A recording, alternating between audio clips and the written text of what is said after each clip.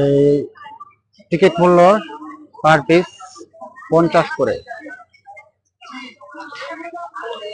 ঢোকার সাথে সাথে হাতের বাম দিকে চিতা হরিণ, এই দেখেন।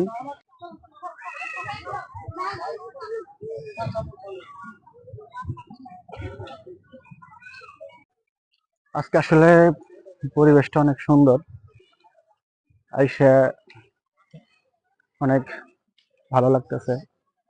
তো চিড়িয়াখানায় আসবেন আপনাদের পরিবারকে নিয়ে, ফ্যামিলিকে নিয়ে আসলে পরে ছুটির দিনে একটু ঘোরাফেরা করে আপনাদের মজা পাবেন।